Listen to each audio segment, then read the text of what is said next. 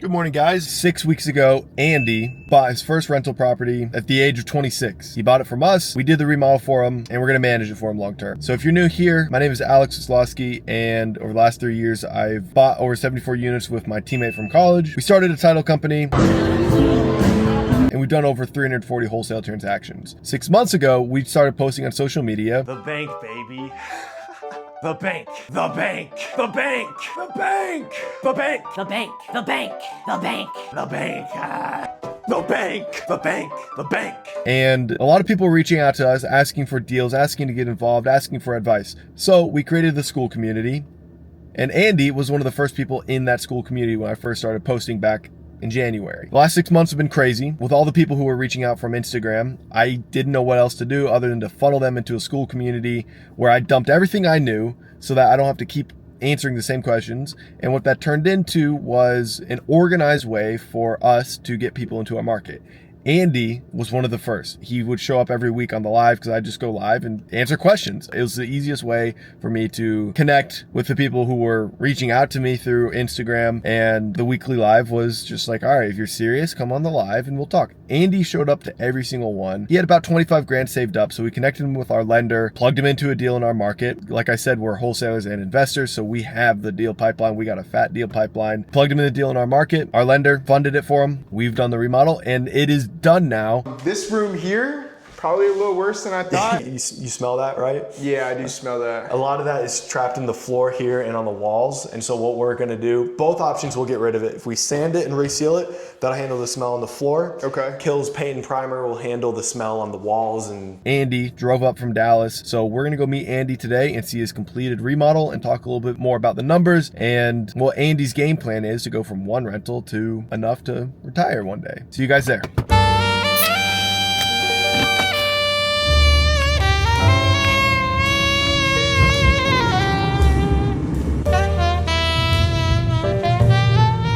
We are 1 minute away. We're in the neighborhood, and as you can see, not a bad neighborhood. I like this side of town. It's been getting bought up a lot. It used to be very rough, but now there's more and more just families and military housing. So one of my favorite things to see is kind of like the rough sides of town that start to get good families, like 1 to every 3 houses, because it drastically improves the neighborhood in a short period of time, especially in our market when it's a military family.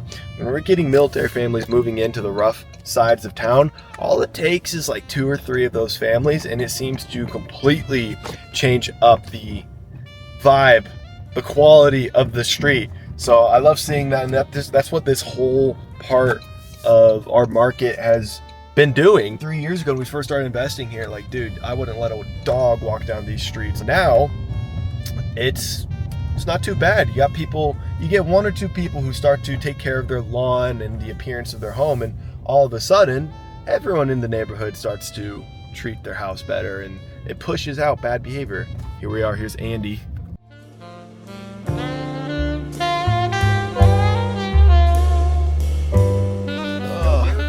No Derek today. How's it going? Okay. Damn, you're getting more jacked, bro. You think so? Yeah. The shirt just got more small. oh, there's Babs. But yeah, what time did you get in last night? I got in around 9:30. So 9:30? Yeah. It was Okay. a pleasant drive this time. Yeah. Just because I knew where I was going. Yeah. So liking a lot and a lot more. Yeah, did you walk around at all, Medicine Park? No, I saw you took a little picture. It looked like, Oh, is that Medicine Park? well, it's like the lake, kind of, yeah. What's up, guys? We are back at Santa Fe. This is his first rental. He's 26 years old. In the last video, we went through the scope of work on what we were gonna do. We went through the numbers on how he purchased it and financed the remodel. And now in today's video, we'll show the completed remodel and recap on the numbers and the exit strategy for this deal. If you're new here, please like and subscribe to see more before and after videos like this. And if you haven't watched the part 1, link right here. Appraisal was ordered yesterday. How many months of payments did you have to make on the hard money? 1. 1 month of One. interest. July Yeah. 1st. So July 1st, so only 1 month of hard money. So your holding costs are pretty minimal. pretty minimal, but yeah, they're a lot higher than I thought. So Yeah, next for, like, time is closing cash. out? But Yeah. just all the extra money to borrow money. Borrow the hard money. Yeah. It's a bit higher than I thought it would be. But Okay, what it end up coming out to be? I haven't totaled it yet. Haven't totaled No, it? not yet. Okay. But I'll probably give you those numbers after Yeah. everything's closed out. That's what I was Give me those and gonna I'll do? break it down here. I'll pause the Okay. video and break it down in my apartment. Right after we got done filming the video, we actually got the appraisal back and the term sheet for closing. So we're gonna go through the whole house tour here with Andy, and then after I will break down the term sheet he sent me, and then he also sent me a video back when he got the appraisal. Good news is though, you've done one deal now, Yeah. officially. Yeah. Tony and I have this new lender who only charges 3 points. All he needs, purchase price, remodel, ARV. He doesn't order an appraiser. He doesn't have as many fees, but he requires you have at least some experience in real estate. So, Okay. and Tony and I are really giving him out to like everybody because Yeah. he's private money. He's basically an extremely wealthy guy Yeah. who has property management company, an HVAC company, and he does this private money lending. Okay. And his private money program would work really well for you because now you have this under your belt as Right. evidence that like, hey, I know what I'm doing. Yeah. And how he finances it, he'll pay your purchase price, Okay. your remodel, but the way he funds it is the day of closing, he pays for the entire purchase price and half of the remodel. So you actually walk away from the closing table with half of the cash for the Wow. remodel, but I'll hit you up after you finish this deal. Okay. Any market, you're Any good. market, Yeah. okay. Let's go on in. So this is the first time you've seen it fully remodeled? Yeah, this is the first time I'm walking it fully, and I can't complain. Fridge is bigger than They're yours? not the biggest refrigerators, Yeah. they're not ice makers. That's less maintenance going forward. Just the For other sure. reason, you know, you usually do dishwashers, but this already, we just had opportunity for this one to be a great deal, so. Yeah. Yeah, for sure. Sweet. Certified refurbished or new? Brand new. Brand new range. Nice. Got a hookup from Sutherland. Yeah. So Yeah. pretty They do minimal. great pricing for us on these particular ones, and they're Whirlpool. So you're not worried about work orders? I think everything's stable. GFCI, I like it. GFCI, good. Yeah, new So GFCIs, packs. new switches. She going Section 8 with it, Madison? She could. She Good. could. Okay. Yeah, she I guess does we'll look just good, see. which is, I love this granite.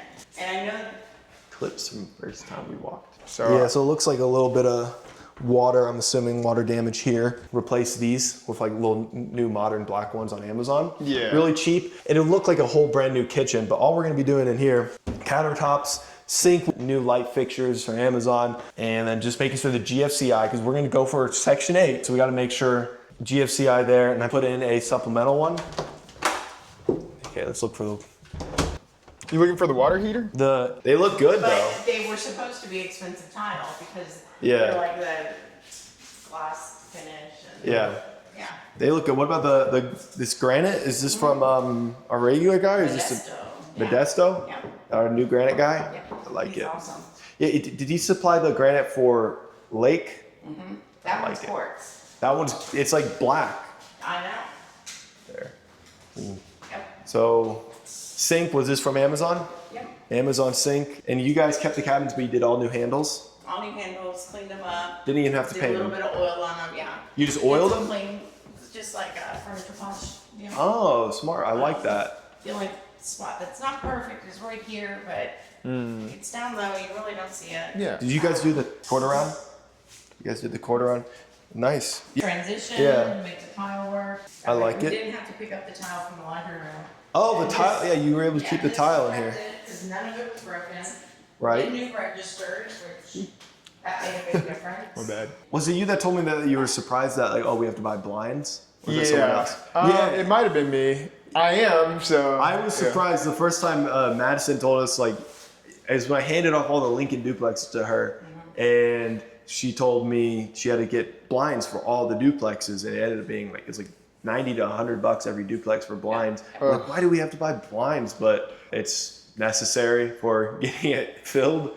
Well, I don't know specifically what the law is on that with people's Depends on protecting the their city, privacy. yeah, state. But most everybody in town is doing blinds. Yeah, so if then you're you the have, one house that does it, and that person knows they need a couple $100 extra to move in, they're not going to do do it. the blinds. Well- and if they mess them up, they have to pay for them out of their deposit. My tenants, I would move in when I wouldn't give them blinds back when I was leasing A Avenue. I'd come by and I'd see them like duct taping blankets to the windows. I'm like, looks like they figured it out. So, so I didn't need a Slumlord. They got, or even better, some of them would use tinfoil. I'm like, wow, like I just moved in this person who showed up to the showing on a bicycle. I moved them in the same day, and I come by the next day and they got tinfoil on the windows. I'm like, those are my. That is not the kind of tenant Andy will have in this place though. Yeah. He's gonna get a nice tenant in here because Yeah, this Well, street's plus, nice. see, Come see? Oh boy. So Andy, is this what you expected the remodel to look like? Like, what did you imagine? It looks a lot better than I thought it would turn out. Actually, okay. So I have no construction experience, so I'm not sure what could have been done, but Yeah. I'm really happy with what. Wait, did y'all paint this entire? yeah, we just do a quick clean coat on the garage. Okay. Yeah, it looks a lot I mean, better. it's not perfect, but it's a garage. This is where we talked about a gas water heater next to a gas HVAC. It was pretty cleanly removed, I will say, and I don't think it was crackheads because look, they left all the copper. So copper was left, so I don't think it was removed by thieves. Yeah, because water heater was like right next to the HVAC. Which is common.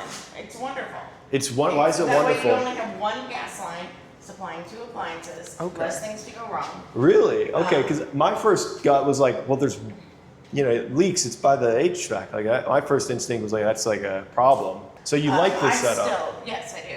They still need to put a piece of PVC from that down into that pipe. Yeah, If it leaks, it would be in the garage floor. It's not that big of a deal. But I like that. So brand new HVAC, brand new water heater. Just like looking at the HVAC, looking at the water heater, looking at the kitchen, I would have killed for our early rentals to be like this put together and built before we moved into tenant. Because this is like, all this is like brand new, ready to go. All of our stuff was like falling apart. And I was just like, all right, like, when you shove everything into a closet and just like close the closet door, you're like, well, it's good for now. Right. That's like how we were with ours, but like this is what we wish we did of our early rentals, because he's not gonna, what could a work order even be? A clogged toilet? Knock on wood. There's very little things. And electric panel. Well, okay, and here's the other part of this too, is you have a guarantee on our work for a year. Right. Yeah. So the first year that you own this, now if it's something that we didn't touch, like we didn't replace your main drain from the sewer out to the street.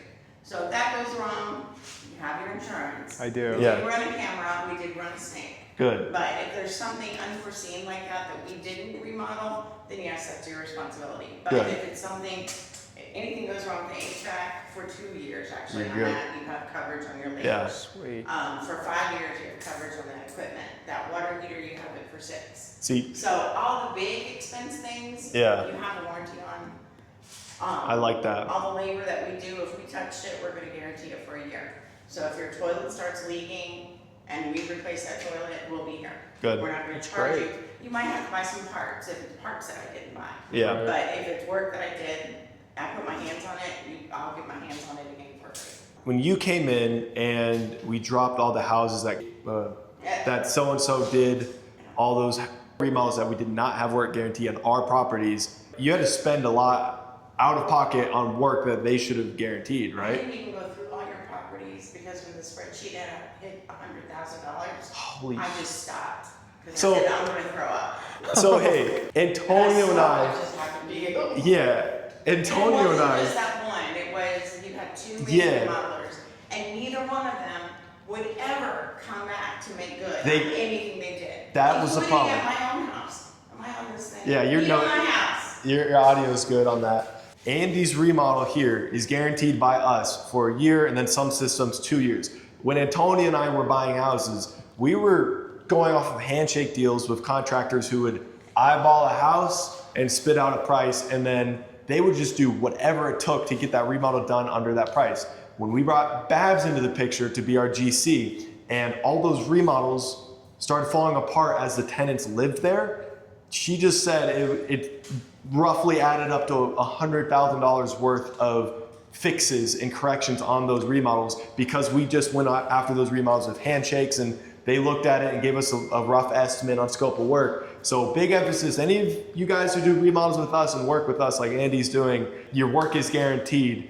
And Antonio and I had to pay that lesson, that 6-figure lesson of screwing around with remodels, and now at least we're here now. Stick on a pig, you still have a pig. Yeah. You know. Yeah, but holy cow, yeah, 6 figures worth of our remodels. That's why you get your work guaranteed for at least a year. I think that's very reasonable. A year, if you worked on these line items, I need warranty on it for a year, and then systems like HVAC. So no matter what market you're in, get signed contracts with your contractors to reflect some kind of warranty program. Antonio and I didn't do that, and you just heard it cost us 6 figures and come on I now. didn't even look at them all. And you even look at them all. Like seriously, it's insane. So please, if you take away one thing from this video, get a signed contract with your contractors that guarantee their work. And I will say part of that was not just bad workmanship. Part of that was just bad judgment. When they looked, when y'all looked at the houses together, if it was comfortable and cool when you walked in, you're like, oh yeah, we don't need an AC. Well, it was 25 years old and somebody just beefed it up with a bunch of R22 To sell the house to us, Yes. That's why you walk our properties now, so yeah.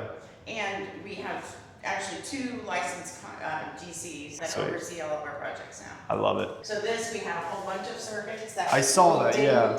Union Pacific, correct me if I'm wrong on that in the comments. Union Pacific, they're these breakers they have in houses that are built before like 1950 from the last So when video. we first looked at it, it was like, okay, so they've disconnected some wires, but, so then when the licensed electrician came and looked at it, he was like, oh my God. Yeah. I won't use all the words you use. Yeah. You know, Yeah. Jack, you know how many Yeah, I know words you Jack, use. yeah. Every F-bomb you can imagine. But we did budget for that. Okay. He gave us a great price, so the overage went into the bathroom. Ah. So There we how, go. That's how it's like, every time you make a mistake in one area and you pray to God, you made a mistake in another area, so it all balances out. Yeah. No, that's great. That's what the 10% buffer is about. Yeah, you the know? 10% buffer. Yeah. Oh, What's funny is with all these unexpected expenses, we're still within about 1,000 of the I was so relieved to see what is that. it? Budget? The budget, yeah. I was so stressed out last week because I hadn't totally figured all your numbers. Yeah. Yeah, and see these, they don't have any glass. The Amazon So, lights. Yeah.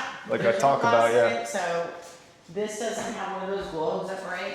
I mean, it's not to say that it won't still get broken or somebody. No, tenants lose do the crazy remote, stuff, yeah. But it's not gonna just be the Yeah. ceiling fan with light bulbs anymore. It doesn't smell in here anymore. I need to change these. Yeah.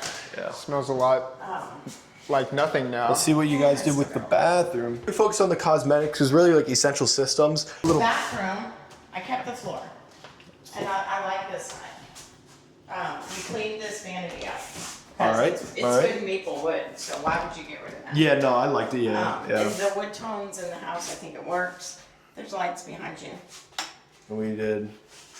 Oh, wow. But, so when we got, and I like that cabinet there. Everybody needs storage in the bathroom. Correct. But, so at first it was like, okay, there was stuff messed up in here. Yeah. I said, yeah, let's just redo it because he really needs that for the appraisal. But there was tile on this wall that wasn't that bad. Yeah. Oh yeah, it was all Yeah, gone. yeah, you It guys. was gone. Yeah. So it's like, yep, there's more expense. So you, with the guys, Hernandez is basically running the site, like the day-to-day, making sure guys are assigned to tasks. Right. And then you're managing Hernandez. Hernandez and the same crew's done a lot of jobs for us now. So is it kind of like you said, they jumped in here and did the tile anyways, even though you didn't tell them. Are they kind of like moving through the job like that now? Like you don't really need to be babysitting them as much? Like everyone just, it's a A&A remodel. We know the drill. Yeah, and we're getting a little like- more precise from the beginning, where as soon as we acquire the property, we put on the lockbox, we put a bid sheet in there. Yeah. The guys give me back their numbers, and then there's a list in writing that we go from Yeah. all the way from the beginning to 'Cause avoid some of that. All these places really are starting to look like, you know, they have a signature look. All our places are really looking identifiable with the glass shower doors, the way we do the kitchens, the Amazon lights. And it's so funny because people will kind of shit on it, like the Amazon lights and like the stuff we do, saying it's like a cheap remodel, but they don't get And that helped us on the budget too. that in our market. This is like a luxury rental in our market. If you look at stuff that's listed for rent right Replace now. that stuff. So we kept the toilet but replaced the Kept internals. toilet, we kept Yeah. the tub. That helped us on the budget. But we just replaced the internals. We replaced everything inside, a new seal. Very nice. Yeah. What's gonna happen with this LVP over here? Right here? We're stomping on the bubble. Oh. In the hallway. The bubble? Yeah. Right, let's see. You're talking about where it's bowing up? Yeah. Seems to be a little bit up and down with the weather. He's gotta go in here. He still has to cut the access panel. Okay. To get in underneath the house. Gotcha. So when he cuts that'll relieve that tension right there. Okay. Cool. Part of the reason why it's so tense is because he went all the way up to there Yeah. as best he could and got underneath the floorboard Gotcha. to avoid having to spend $1,000 on trim. And it's so funny, whenever Antonio and I were just trusting in these handshake remodels, they would have never even mentioned that to us. They'd be like, your price is done. And then there'd be like places like that and with no solution in mind, just like, what do you mean? The flooring is down. Yeah, and it's funny because each contractor I work with, there's like some more detail as you go, some more details at the end. It's just, Yeah. you know, so that's where my job gets fun. Yeah. Figure out what everybody's. I like that. Does that affect the appraisal then? If it's like No. The stuff I see appraisers ding you on is if the HVAC looks distressed or if Yeah. there's visual damage. Otherwise, if it checks the boxes for a new remodel, that's how they value it. They value it as a new remodel, and they'll look at things like the bathroom, glass shower doors, like, okay, this place sold for 135 and this is what the bathroom looked like. This is what Andy's bathroom looks like.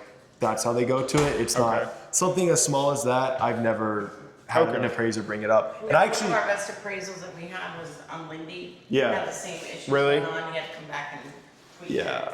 So. because I have the appraisers call me when they're done, and you know I have a good relationship with Yeah. as many of them as I can. I ask them like, what are the things we need to be aware of, and 9 times out of 10, the remodels that we've done with Babs has been like, hey, I love the remodel, it looks great, and even asking like, oh, where'd you get XYZ items? So for the standard of what appraisers in this market see, this is nice. This is like, Okay. oh, thank you for making your house look decent, making my job Okay. easier. Sounds good. And I guess how do you go about building your relationship with the appraisers? Do you just It's just stay present?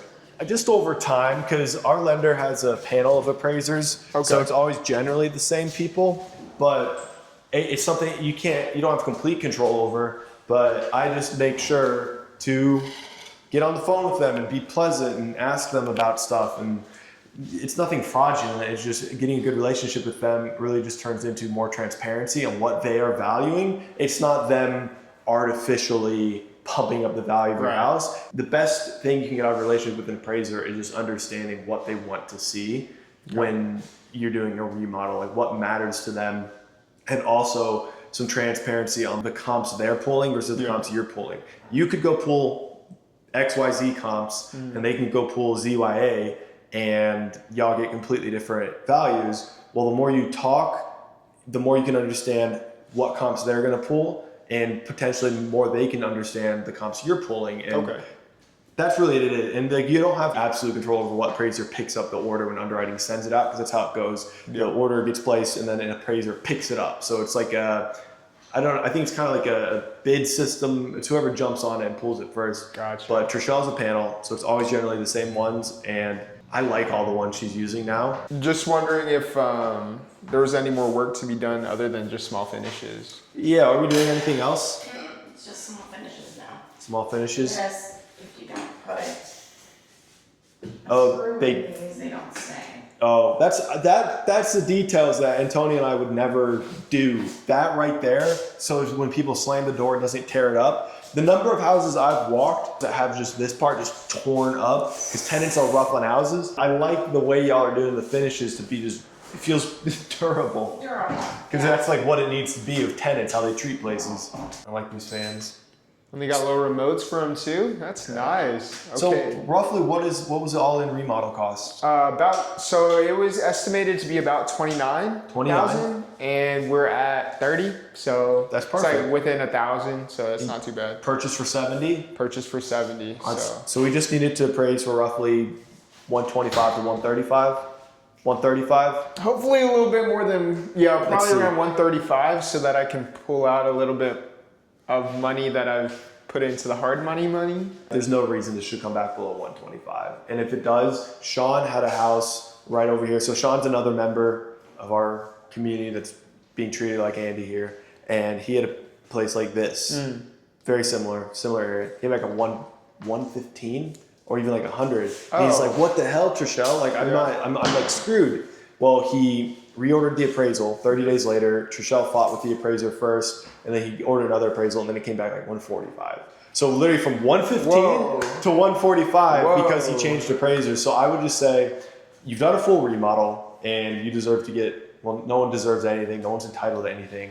but I would really push Trishelle on the value Yeah. and be like, we will do whatever it takes to make sure we get this value. I think 135 should be the goal in this place. Yeah. Okay, I said this place would appraise for 135. Here's the video that Andy sent me. All right, so the appraisal just came in at $138,000. And so that's $8,000 more than our target of $130,000, and I couldn't be happier. I guess the extra $8,000 offsets some of the hard money loan costs that I didn't account for, and I think I'll still be stuck leaving in like a few thousand in the deal, but nothing crazy. So yeah, that's pretty exciting news. Since the numbers were a bit tight, I was talking to my lender, and since we're doing a refinance right now, instead of doing your traditional cash out refinance where you take a huge sum of money and pay back your initial, costs or loan, we're doing a rate and term loan. So we're just basically adjusting the hard money loan rate and term into, like a 30-year term with like a lower interest rate. So traditionally you can't take out, large sums of cash with a rate and term, but with this particular loan product from Trishelle, this rate and term, I can take out, either $5,000 or 2.55% of the ARV, whatever's less. So, I mean, it's a couple thousand in my pocket. So, I can buy, my next rehab with that, a PS5, I don't know. But, so that's a big win for me. Next steps with this rehab is just getting a tenant placed. And I just talked to my property manager, and it sounds like we have a family that wants to move in. They got a couple chickens, which is pretty cool. So we'll see how that goes. And I guess like biggest lesson learned here is just to take into account all the costs. Of course, I didn't know what I didn't know, but now I do. I learned more in these past 2 months of being in this deal. The deal only took about 2 months than I did in the past 5 years reading about investment or real estate investing. So very, very awesome process. Thanks to Alex and Antonio for kind of guiding me through the process and helping me out with this deal.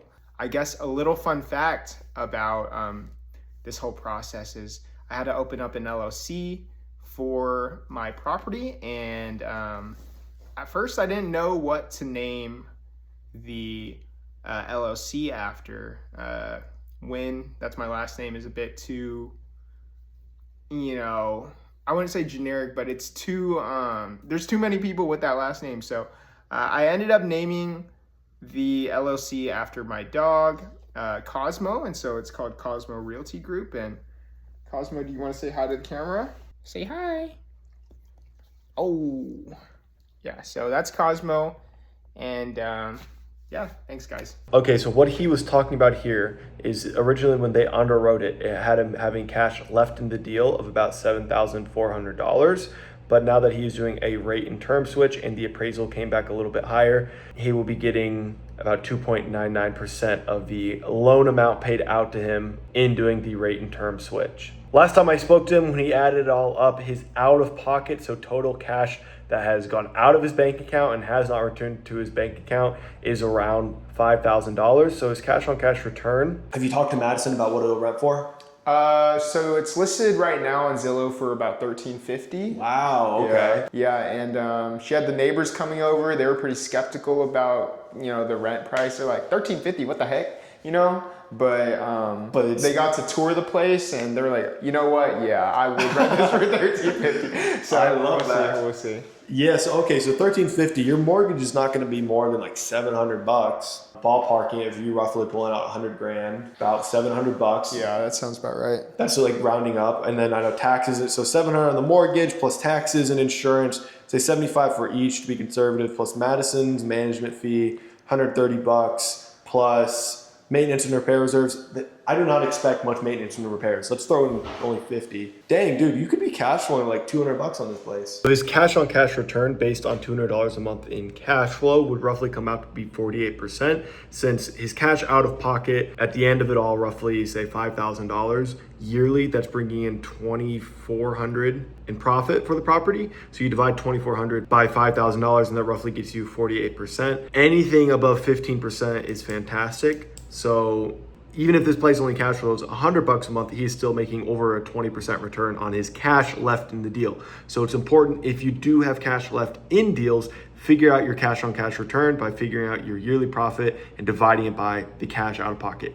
Yes, a perfect bird deal, you have none left in, but remember Andy here used a hard money product. So the whole process, he never had to fully pay for the purchase price or remodel out of his own pocket. It was provided for by the lender. So a lot of his cash, so there was a lot eaten up by hard money fees, so on and so forth. But by the end of it, when Andy sat down and added it up after the refinance, the rate and term switch, he's out of pocket only about $5,000, cash flowing $100 to $200 per month. He's crushing it on this deal. Anything over $1,200 now, like you're cash flowing a solid, $150, $250. Right. Let's say $200 a month cash flow times 12 months. Let's say you're out of pocket 10 grand.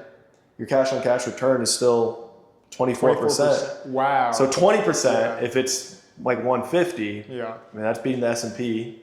And then, all the other ways you're winning on the deal. Of course. Debt pay down, tax shield. Yes, sir. The appreciation, the value add, the equity you got in it. But yeah. We're going to look at the fence and then we're going to sit down with Andy and talk more about his emotions with this deal. So there was a pretty big storm in Oklahoma. And I didn't know about it until Babs told me about it. She texted me, hey, there's a big storm, so the fence is down. And I was like, another unexpected cost, but it's back up and we're still within budget. So who fixed this? Juan? Yeah. He just poured concrete? Good. Planted a new post, put everything back up. He great. still has to do something to give them a latch. I'm glad there's no other damage to the house from the storm. Yeah. Meter intact. One place that Madison said might make it harder to rent is because there's no fence from post to post. Yeah. Yeah. I mean, but you can make that. That's. If you have trouble renting it, You can add a it fence. wouldn't be that bad to just do chain link. We've had to do that before. Yeah. We've had a place that was getting hard to rent because we didn't have a completed fence. So that's what she's saying. There's no pole. So we've done that before. Brand new HVAC. A Goodman. What are the best brands for HVAC? There's just certain ones that I stay away from. What do you stay away from? Train. Oh. Honestly, Train and Carrier have great reputations, but I have a lot of trouble dealing with them on warranty issues. Train and Carrier warranty issues. But American Standard is a grandfather of Train. Yeah. They have a brand called Ameristar that I love. Comfort Maker is like a builder grade. Comfort Maker. They're awesome. Okay. How long will this last? 10 years? 10 to 15, it's taken care of. It's not bad at all. So how do you take care of a good HVAC system? Regularly? High pressure, No high pressure. hose it down. Hose it keep down. clean, Keep it clean. Keep your filter clean. Keep your filter clean. How often do you have to replace a filter? Every month. Because these are little 1-inch filters. Tenants? have to change them every month. Madison makes them change it, right? Good. If they don't, and we get a service call We bill because them. of the filter, We bill them. the tenant. I like it. And who's in charge of, I guess, landscaping? Tenant. Really? Tenants take care of landscaping. Unless Okay. it's multi-unit. Multi-unit, normally it's on us. This is on them. All right, Andy and I are done at the house. We are gonna go grab a bite and then I will interview him a little bit more back at the office. But Andy, like I was saying earlier, Andy was the first person to jump in from out of state that wasn't an existing investor in our market we were wholesaling deals from. He was the first person from social media to jump into our market and start buying our deals. And really, we owe Andy a special thanks for trusting us and our team out here. And you guys can see how, yes, I walk you guys through and I know what we're doing at these remodels from a conceptual point, but I'm not a details guy. And Babs, who, if you're new here, she is my mom, who we moved up here to Oklahoma. She got out of the HVAC business down in Dallas. We moved her up here and put her on salary because look, the HVAC business is hard, and compared to the HVAC business, she loves doing the contracting, and as you can see, she knows a lot about what she's doing,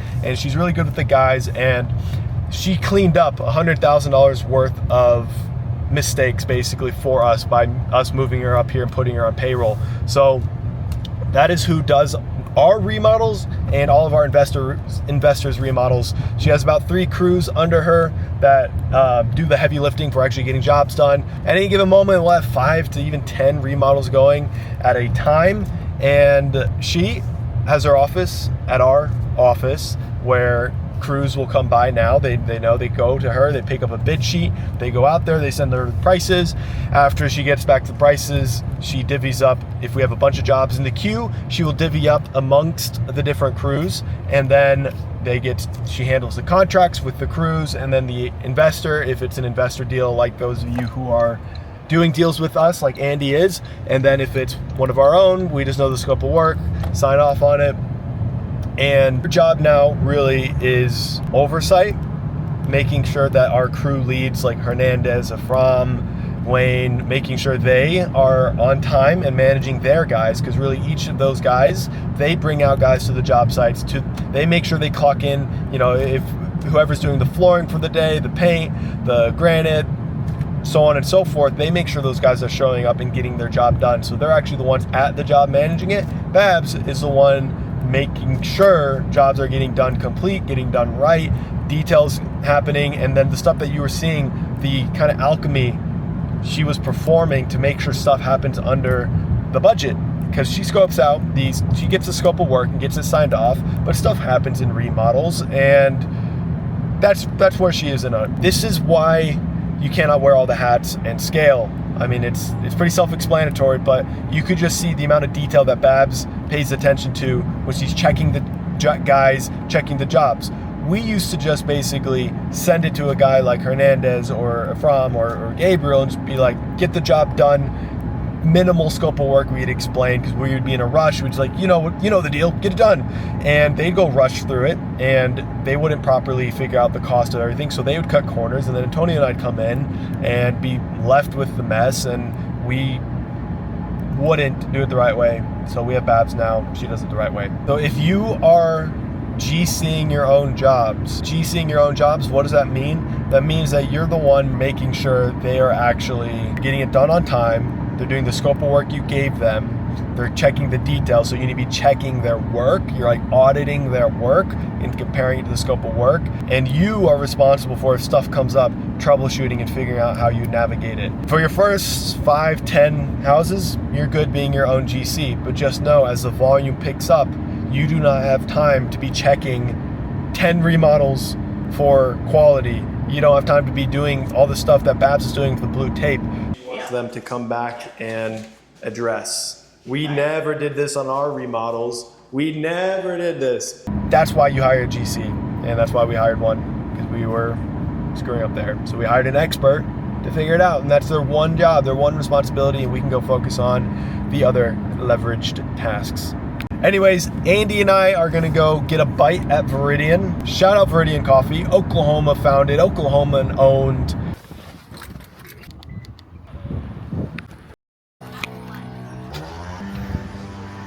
There he is. Oh, okay.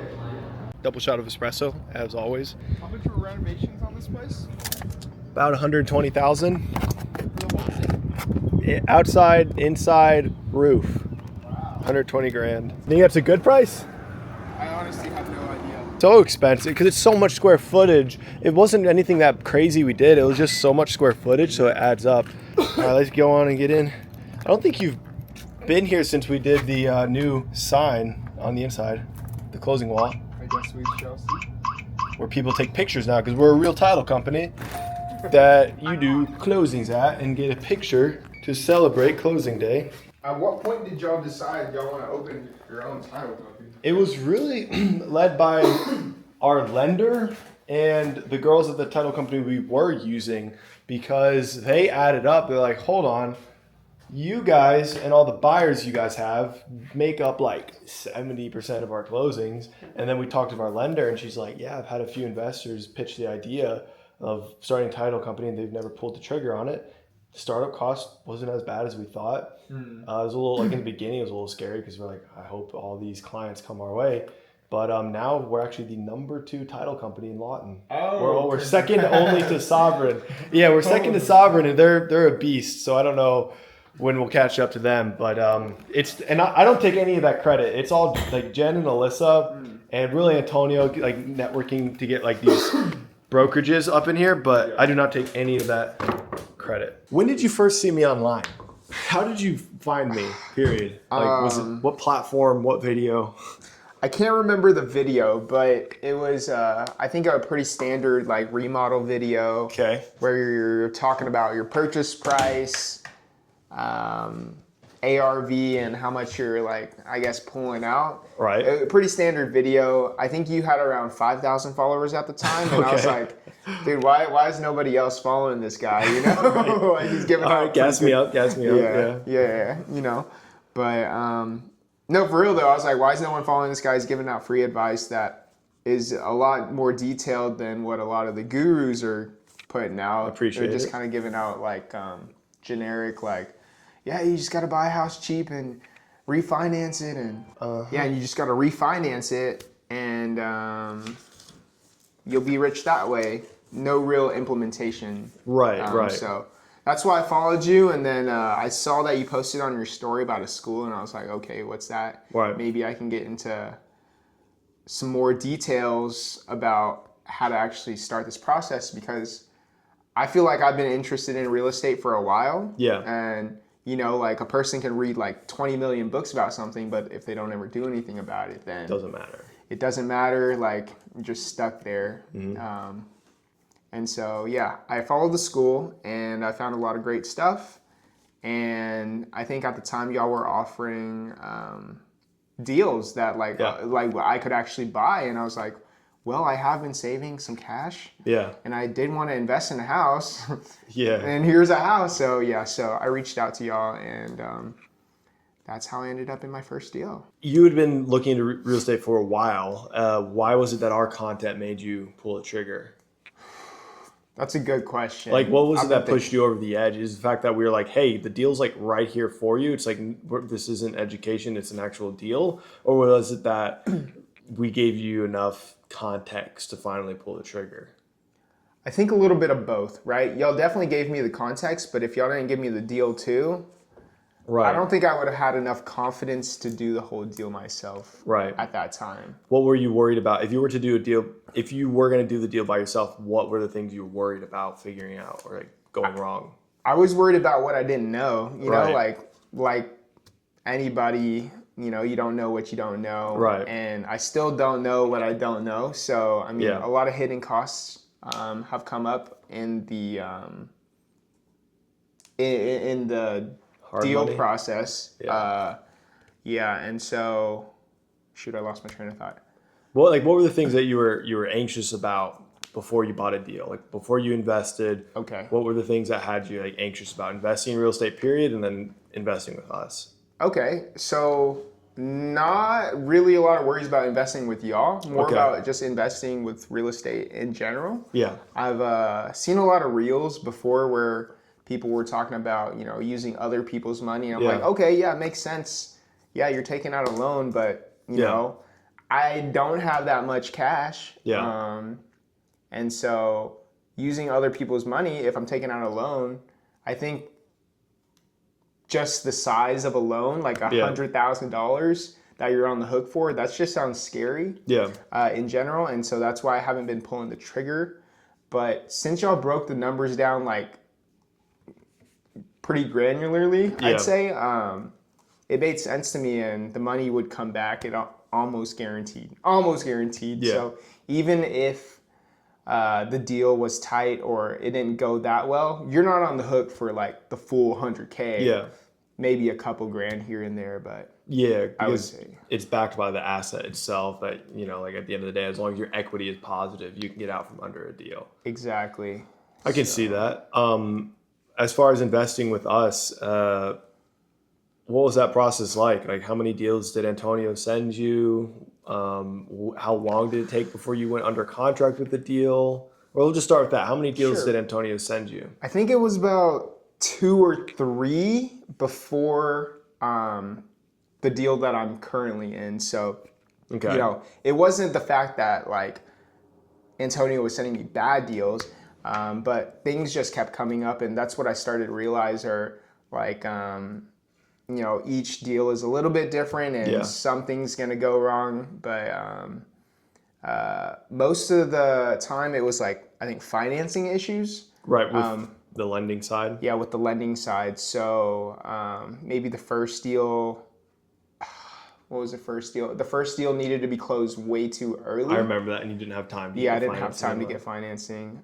The second deal, I think, was the financing was a little weird. They were trying to have me put like $38,000 down for wow. like maybe like $90,000 Yeah. worth of loans. So I was like, not that worth doesn't it. make sense at Yeah. all. And so finally, this deal that I'm on now, I had to put maybe $15K out of pocket. Not bad. Yeah, to borrow $100K. So Okay. not bad at all. Antonio sent you 2 or 3 deals, some lending issues on one.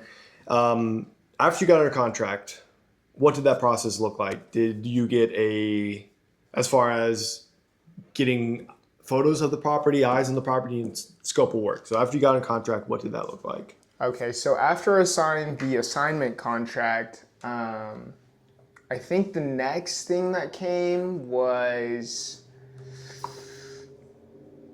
a more detailed scope of work. Right. Yeah. So I was given like general numbers from Antonio about what the property might need. I think it was originally scoped out to be like what $22,000 worth of work. It's like 30 now, but Yeah. deal still works great. Yeah. So I got a more detailed scope of work from Babs. How long? And then how long did it take till then you secured lending? I'm guessing. How was Yes. that process? So lending took a bit longer than I thought it would. It took about, I think, a month, Okay. I'd say, to get lending finance. Not sure what was going on the lending side for it to take too long, but I think that's pretty standard. For the first ones, yeah, typically. Yeah, just because, it's my first deal. And so I was kind of worried at that time that the deal was going to fall through because lending was taking too long. Okay. Just because we had to extend, I think, the contract's expiration date like 2 or 3 times. Yeah, I remember that. I remember that, yeah. Don't know how y'all did it on your side to keep the seller going. But Antonio's really good at damage control of sellers. yeah, So that's great. So yeah, Antonio and the rest of the team were pulling strings to get it working. And then finally, whenever it came time to actually close on the house, I was in the dark for maybe a couple of days. Yeah. And I was like, okay, do I have anything to do here? Am I waiting on something? And then I think Trishelle sent out a notary to my apartment yeah. at that time. So she just came, she brought her little scanner, and we signed like a stack of papers like this. So that was closing day? That was closing day for me. And then for closing day, after closing, I was like, great, I have a house on paper. What am I worried about now? And what I was worried about at the time was what I need to do next. Because at this point, I was a little in the dark again. I was like, I have the house. When do I get the keys? Where do I get the keys? Yeah. Who do I give them to? What do I got to do? Okay. And I think y'all had some on your school, or like a module on your school about it. For like post-close? For post-closing. And that's when you drove up, right? And we walked through that? A little bit after, actually. Yeah. So I read through that school module, and I was like, cool, I have to, change all the locks and stuff like that. And I was like, I have no idea how to change a lock. Yeah. But turns out, I think your title company just handed off the keys to my contractor. Yep. Automatically, so she did all that. Yeah, so that's something we've improved. So basically, after you close, like we run an autopilot, like closing, keys are front desk, Babs pick up, lockbox on house, scope of work, get it all more going. Yeah. That part was running on auto, but an area we've fixed since yours is just communicating what's going on. Okay. So like, I did kind of reflect on that. Like you and like the first few people, like we were doing all that stuff. We were getting the ball moving Right. as far as like, look, the remodel started. We're getting guys out there, getting bids, but we were not communicating the best. So that's something we've fixed, I believe, because Babs now has like a worksheet. She Yeah. basically gives, after we close, basically the day of closing, gives like a worksheet for the investor to start making sure we have all their information so that it does two things. And then it gives the investor something to focus on while we get everything going for the remodel, and then it makes them feel like they're not in the dark. Yeah. So we did kind of learn from that, but that is valid. Like, oh, like I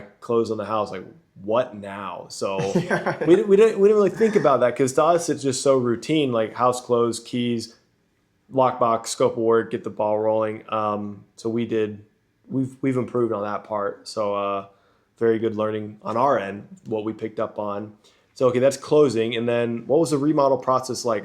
I want to ask about from the remodel side first, and then I'll ask you about the lending side. So tell me about what it was like from logistics getting the remodel done. Sure. Yeah. So my first biggest worry was after I guess I understood that Babs has the keys and she was going to start on the remodel. I did not know how hands-on I had to be in terms of what work needed to be done on the house. Right. So I kind of messed up there, and I was like, or I don't know if I messed up, but it was a bit risky for me, I would say, to just buy the house without knowing, like, having an idea in my head, you know, what kind of work needs to be done. Yeah. But thankfully, you know, Babs had a scope of work. Yeah.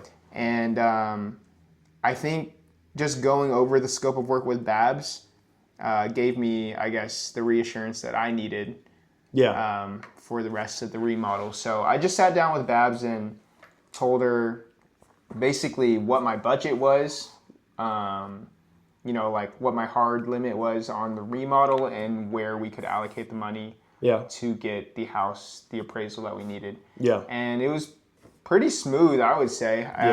Didn't realize it was just like, you know, having a chat over some coffee. But literally, that's how it was.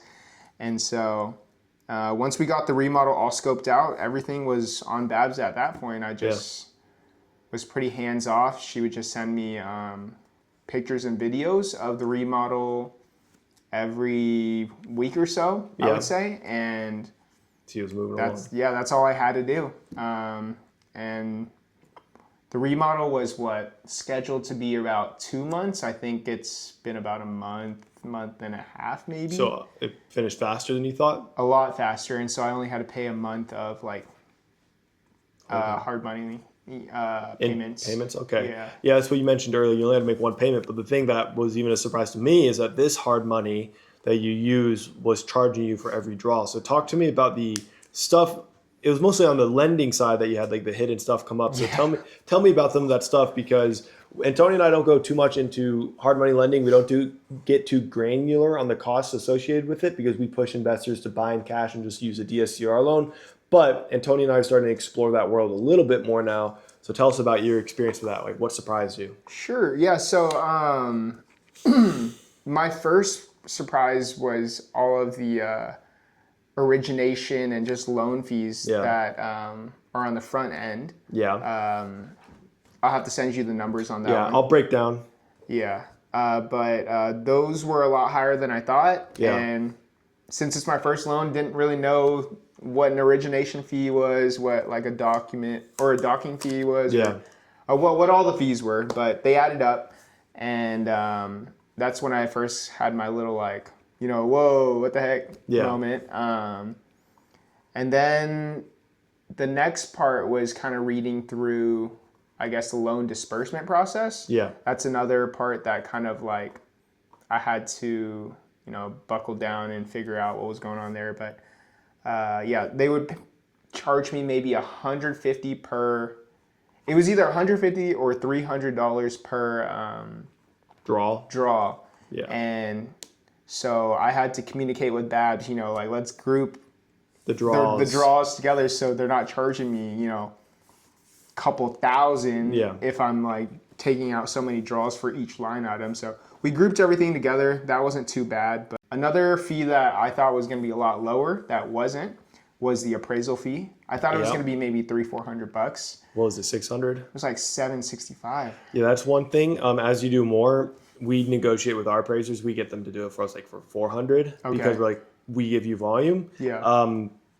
Yeah, that's part of that sucks. Yeah. Yeah. Yeah, so those are the big fees that I have on my plate, or that I've had on my plate at the moment. But I would just say, like, if you ballpark, you know, we were at the property earlier, we broke down the numbers, which, you know, having it, if the ARV is over 135, maybe out of pocket 10 grand, but then we're calculating your cash on cash return. I mean, even if it comes out to your out of pocket 20 grand, your cash on cash return is still gonna be over 10%. Then you have all the other benefits. Okay, so those of you who are buying in cash, those parts with the lending and fees and stuff doesn't really apply. And that's why Antonio and I, like, you know, hark on that strategy so much, just because it's one loan. It's so much more simple and there's less things to surprise you. So it almost makes you a little bit more idiot proof on your first deals. But if you have a good team behind you, not to brag on us, I think you can make it work. And if you are buying off market at a discount, like, you're already not paying retail. So how you structure the financing to acquire and remodel, in my opinion, you have more grace because you didn't pay retail. You got it off market. So you saved a lot there. So if anything, you have room to have expensive hard money. That's just my mentality with it. As more people I've seen use hard money products, all of them buy off market, and a lot of them have built really nice portfolios, even with how expensive hard money is. Right. But it's because they're buying at the right price and they execute cleanly, which I think you did on this deal. I think you bought at the right price. I think our team did great on your deal. And then, there's a lot of fees and all that, but it's not sloppy because, I mean, we just saw the remodel. You're not going to have many work orders. It's a solid house. So I personally still think, even with the hard money, because Antonio and I's first deals, we bought them in cash. Yeah. But because we bought them in cash, we cut corners on remodels, and they were rough properties. And even when they were done and in the 30-year DSCR loan, they were falling apart. So we ended up, we probably paid double what we would have paid if we just used hard money to do the remodel correctly and fully invest in a house.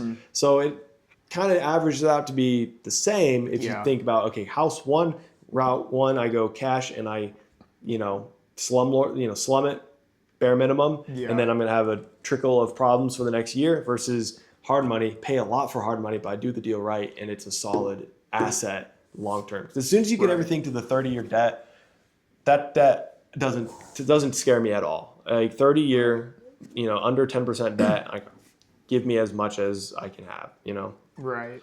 All right, so that's the completion. How was it with Madison getting the property management side? Pretty good. She's pretty communicative. I think I just had to sign like one or two documents about, the property management contract. And it was like 10% of the gross rent per month. So nothing crazy. She's handled, so basically once the remodel is done, the keys get handed off to Madison. Correct. And so I don't even have to be at the property at all. Yeah. So that's pretty nice. And she handles all the marketing and tenant placement for the property, and any evictions, that's on Madison as well. Yep. From what I understand. So it's pretty hands-free. I've heard of a lot of landlords who don't use property management, and from what it sounds like, it just sounds really hard to scale. Yeah, you're correct. doing it by yourself. Yeah. So I'm really glad I have Madison here to take care of the property. For sure. And what did it feel like the first time you walked it before the remodel? Yeah, it felt gross. Felt gross? Yeah. You're like, what the heck did I just buy? Yeah. It looked like one of the... so I've tried to buy, discounted deals, off Zillow before, and I've walked, a couple, and same kind of deal, there was a musty smell, and, the floors are all messed up, and it's just not something that I would live in. Yeah. And so I was, crossing my fingers that the remodel would turn out great, and it has. So all right, then so fast forward to when you walked it, what did it feel like when you walked it for the first time? What were your thoughts? A little jealous of the tenant, I'm gonna be honest with you. Is it nicer than your place? It's not nicer than so I live in an apartment. Yeah. So it's a nice house, and I would definitely live there. And they have a yard, and I have, you know, a tiny little balcony smaller than this table. Probably. You have Cosmo, the dog. I have my dog. Get jealous of the tenant. That's hilarious. Yeah, but I've had a few of those. That's really nice. So I couldn't be happier with the remodel. Sweet. I appreciate that. What's next for you? What's your goal with your real estate portfolio? Okay, so my goal, I mean, get as many properties as I can, but that sounds simple. It's not easy though, I would say. So from where I'm at, I'm working a W-2 right now, and I'm making, you know, decent money, but you know, like I like to buy nice things for myself, and just like with most people, it's kind of hard to save like a ton of cash per year. So if I were just to work my W-2 and save a little bit here and there, I would be probably buying a rental maybe once every 2-3 years, you know? Yeah. And so I've been focusing more on, I guess, deal flow, getting more deals from you guys and just from in-house marketing as well, just so that I can get my reps on underwriting deals, and if I don't want those deals, I can sell them, make some cash that can fund my own portfolio. I like that a lot. And now that you have one deal under your belt, like I will prescribe to you to have a talk with Trishelle and find out what financing, you had to put 10% down, right? Or was it 100% financed? It was 100% financed-ish. It was like 95% financed. So ask her, now that you have a deal under your belt, what those terms are, and just find out if because she should give you 100%, and it should come down a lot on cost, because when I've talked to Trishelle about that loan product, it's more expensive for new investors. So I'm assuming that's where a lot of those costs came from. So if you can do me that, find that out. What I'll do for you is get with our private money guy and find out if he could work for you, because I know he's much cheaper and he's much quicker. And whatever market you're in, as long as the property is good, because you're just saying 2 to 3 years saving up cash.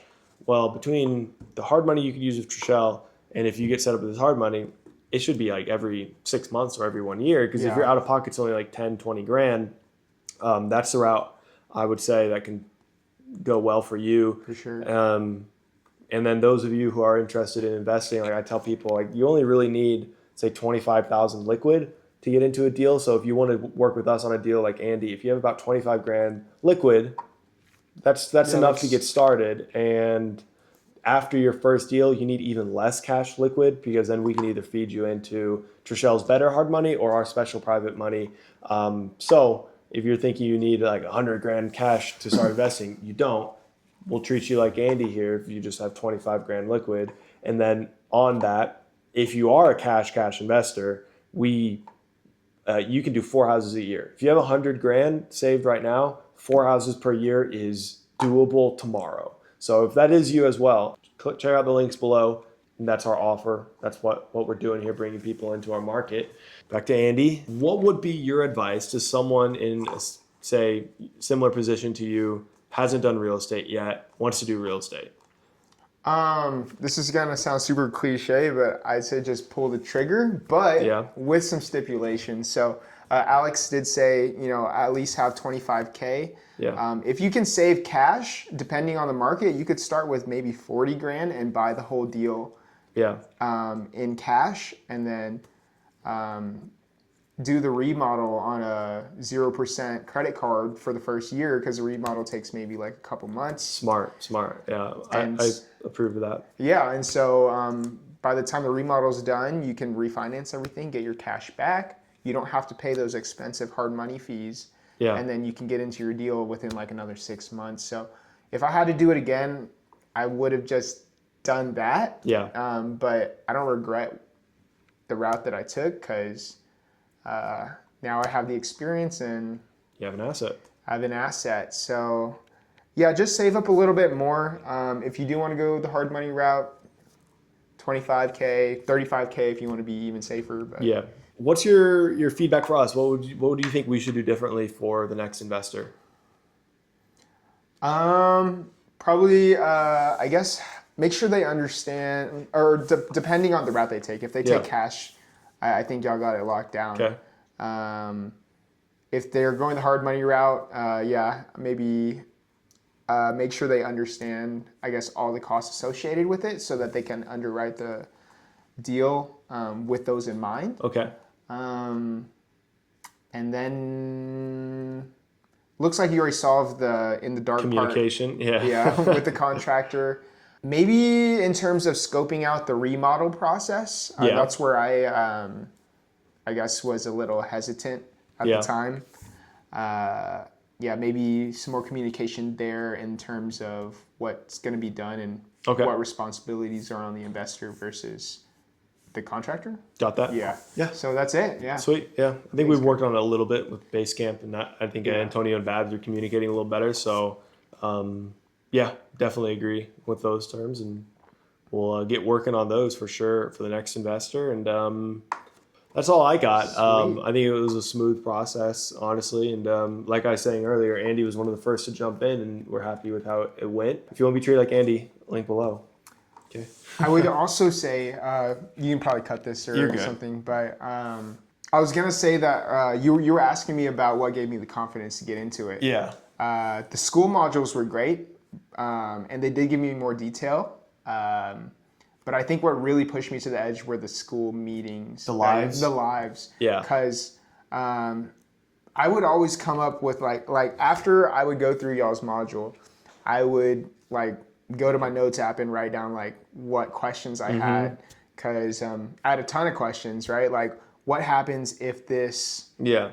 What happens if this went wrong? What happens if that went wrong? And I just went to the lives with those questions, and I just kept going to the lives to ask those questions until those questions started running out. And then at a certain point, I was like, okay, I don't need to ask any more questions. How do I pull the trigger? And so that's what got me in there. Yeah. I love hearing that. And that's what I tell people all the time who DM me, they want advice. I tell them, jump on a live. Have you ever seen me not answer a question on the live? No. I stay on until every question's answered. So it's the pet peeve of hey man, let me pick your brain. It's like, okay, you can't just, this is what I ask for you in return. Join the free school community. Yeah. Catch me on the live. I will answer all your questions. And the number of people who actually do that is minimal. So talking about things that put you in the 1%, it's even stuff like that, taking the time to join something that will get you access to lots of knowledge and even actionable steps, clear, black and white, these are the next things you need to do. 99% of people won't do it. So those of you in my DMs and maybe are getting upset, I don't reply, or even in school who directly message me that don't reply, join the free school. I will answer all of your questions one by one, and I stay on until they're all answered. So I encourage all of you, if there's things you want to know from me, I try to reply to comments, but it's literally one-on-one access to me if you join the free school and get on those lives. So do that. I love hearing that from Andy, that he had questions and he kept showing up until he had no questions. When he had no questions, he took action. It's simple but not easy. It's so simple. He went through the modules, came up with questions, came to the live until he had no more questions, pulled the trigger.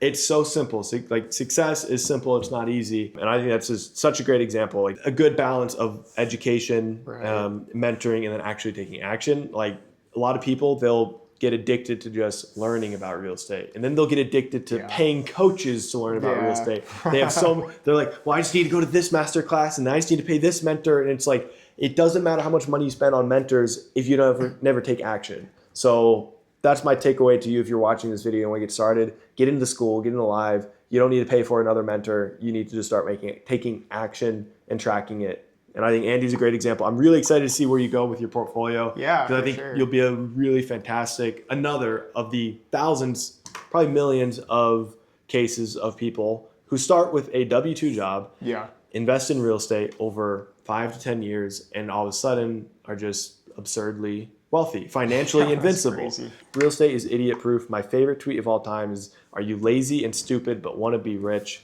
Buy real estate. I had very important, I talked about it in the live a little bit. I don't think you're on it. Yeah. I had lunch this week with Mr. Jacqueline Klein. He's on Facebook. I love the guy. He's what really got Antonio and I in our direction. But his MO was always, I'm lazy, but I want to be rich. He's lazy, but he doesn't want to be uncomfortable. However, he's extremely successful and he makes north of $20,000 a month passive from his rentals. He can pull out $1 million liquid at any moment, but he never stopped being lazy. And the secret to Jack's success wasn't working super hard, starting a business, having an exceptional W-2. His story, he was working at a gas station in Alaska.